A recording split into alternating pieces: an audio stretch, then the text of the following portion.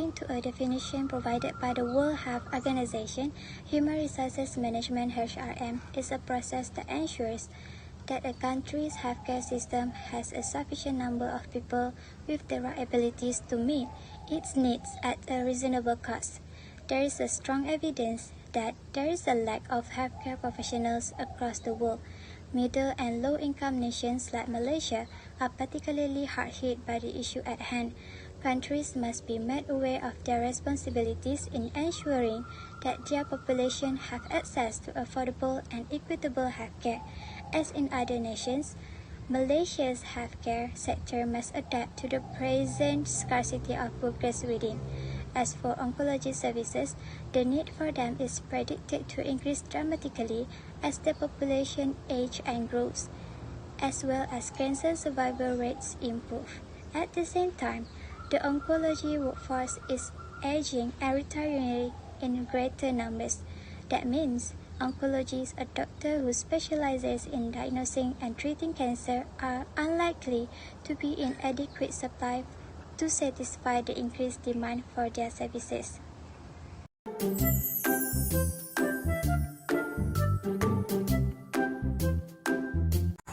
Hi, my name is NAMIERATUL AKMAR binti Muhammad Nasir. I am from BA2352D. I would like to speak about the shortage of oncologists in Malaysia and expanding the number of oncologists to fill the shortage. Let's talk about the shortage of oncologists in Malaysia first. In 2019, Malaysia has just 150 oncologists across the country, with only 2 more to be added in 2020, make it in total 170 oncologists. Only 10 government-run oncology centres, including Hospital University, are located in Johor, Kelantan, Kuala Lumpur, Pahang, Selangor, Sabah and Sarawak. Total of government oncologists are 50 people only, with the exception of Perlis and Terengganu. Private medical centre in Malaysia virtually all feature cancer departments. There was 78 private oncologists in Malaysia, as was just revealed. Next is expanding the number of oncologists to fill the shortage. There were only 128 oncologists available to treat all over 40,000 new cases of cancer that were reported. In some states of Malaysia, particularly those outside of a town, there isn't even an oncology treatment facility. Sabah and Sarawak do have oncologists, but not enough for the size of the state. There are still numerous villages without facility and need to travel to a metropolis like Kota Kinabalu. In Sabah and Sarawak, the government needs to consider adding at least 1 oncologist to each rural village. Besides, those from Northern in the B40 income category cannot afford the therapy from Pulau Pinang that only have private oncology, and the patient must locate medicine in Kuala Lumpur. By dividing its attention into 5 regions, the Northern Centre, Eastern, Sabah and Sarawak, Malaysia has developed a method to boost productivity and optimize the treatment services. Given the daily rise in new cancer cases, this solution is still insufficient. According to Health Minister Zulkifli Ahmad, Malaysia will still require 300 oncologists in 2020. Even now, in 2022, Malaysia still be lacking the 300 oncologists that were needed 2 years ago. That's all from me. I will pass to next presenter.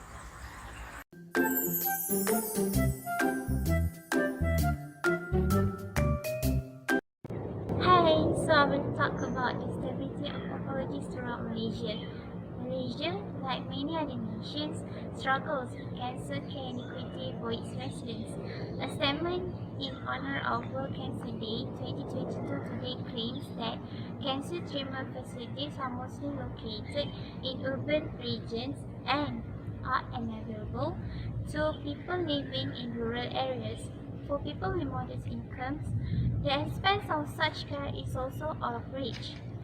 While it appears that we may have enough cancer treatment facilities to care for our patients, the truth is that the distribution of these facilities is very unbalanced, with the majority being concentrated in more populated and developed states like Selangor and Penang.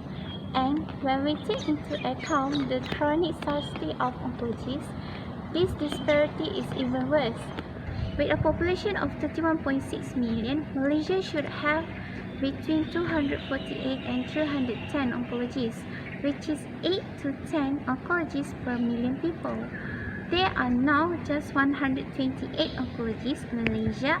Therefore, we are well behind this number. In order to appropriately care for cancer patients, we have only reached the target of 1/3 of the necessary staff. The lack of oncologists in Sarawak is especially concerning because the state's 2.16 million residents are currently served by just 5 oncologists, 3 of whom work at the radiotherapy and oncology unit of Sarawak General Hospital, 1 at the Norma Medical Specialist Centre and 1 at Borneo Medical Centre. According to Yang Berhormat Tuan Khairi Jamaluddin, our Minister of Health, cancer patients on the East Coast had to go as far as to Kuala Lumpur or to Hospital Mesti Science Malaysia to obtain treatment. Limitation in facilities, human resources and financing are now important obstacles because there are only 6 MOH oncology centres which treat the majority of Malaysians with cancer. Therefore, measures must be taken to shorten the lengthy wait times for curative radiation therapy, enhance access to formulary medications, decentralize the present oncology centres, and increase access to oncologist consultations. That's all from me. Thank you.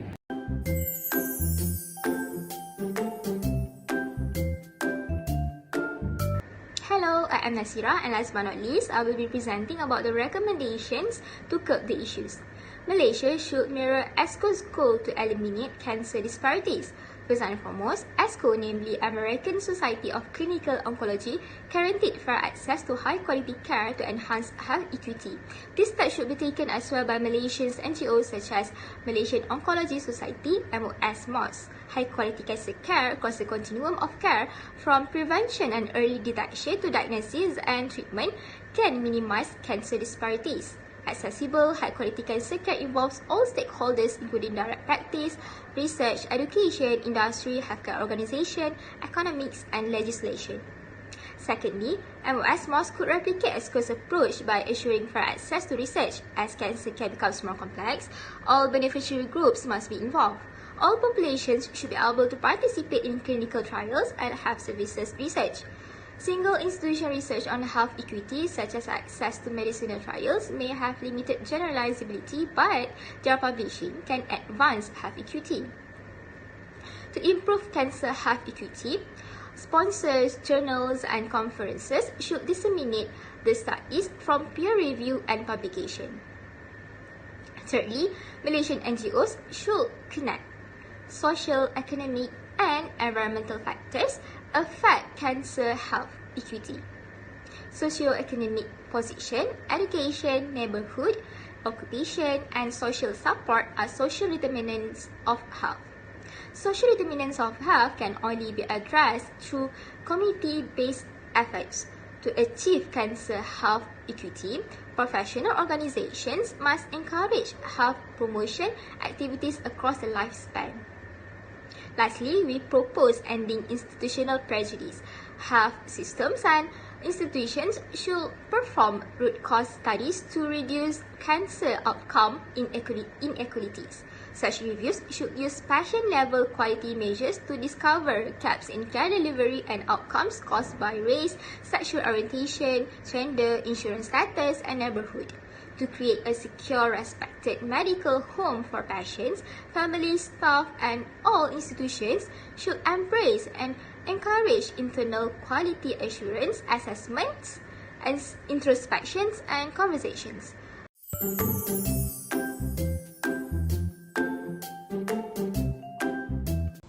Healthcare professionals are very important because they help to make and enforce policies and keep the system running smoothly. We need this professional more than ever right now. People who work in healthcare know that they are making a difference in the world. We can expect more people to use the healthcare system in the coming years. Now, the world needs qualified healthcare workers to keep up with the rising demand, enforce new rules, and deal with technological advances. Training for cancer management is a huge job and a constant public health challenge in Malaysia, where training for them has to be put on hold because of the recent economic downturn. Even though there could be a shortage of oncologists, the number of people who need oncology services is going up in our country. Malaysians with cancer often do not get treatment until it's too late, which leads to bad outcomes. It cannot be said enough that the country needs a lot more oncologists to deal with the number of people with cancer. Thank you.